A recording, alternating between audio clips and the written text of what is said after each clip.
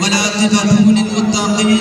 والصلاة والسلام على رسوله محمد وعلى آله وصحابه أجمعين أما بعد کہ دل نہ ہو تو دھڑکنا کس کام کی، آنسو نہ ہو تو آنکھیں کس کام کی، کہ دل نہ ہو تو دھڑکنا کس کام کی، آنسو نہ ہو تو آنکھیں کس کام کی، اور اگر ہم دیش کے کام نہ آئے، اگر ہم دیش کے کام نہ آئے تو یہ زندگی کس کام کی۔ اور جو بہایا خون میدان میں ایک ایک بوند کا حساب لائیں، کہ جو بہایا خون میدان میں ایک ایک بوند کا حساب لائیں، اور ہم ہندوستان کی طالبہ ہیں، ہم ہندوستان کی طالبہ ہیں، پورے دنیا میں ترنگا لہرائیں۔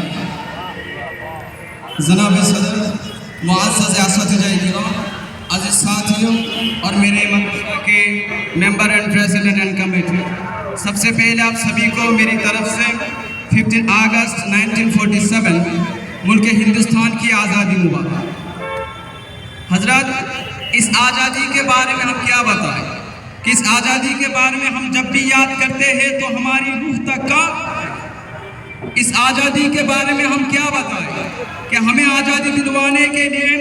ہمارے مشائخین نے، ہمارے مجاہدین نے، ہمارے علماء دین نے اپنی جان و مال عزت دے کر اس دیش کو آزادی دلوائے ہیں۔ اس آزادی کے بارے میں ہم کیا بتائیں؟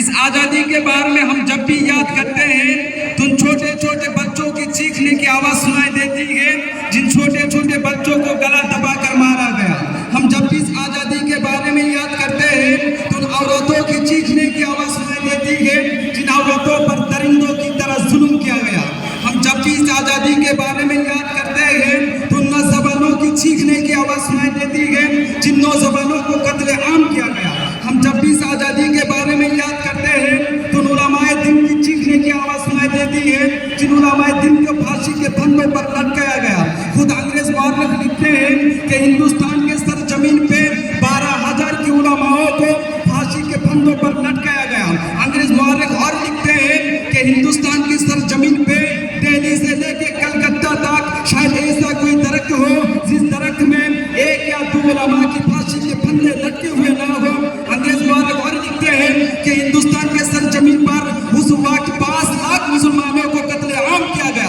اتنے خوش ہونے کے باوجود بھی ہمارے علماء دین نے، ہمارے مشائخین نے، ہمارے مجاہدین نے انگریزوں کے ڈر سے کبھی بھی اپنے ایک بھی قدم پیچھے نہیں ہٹایا۔ جناب صدر،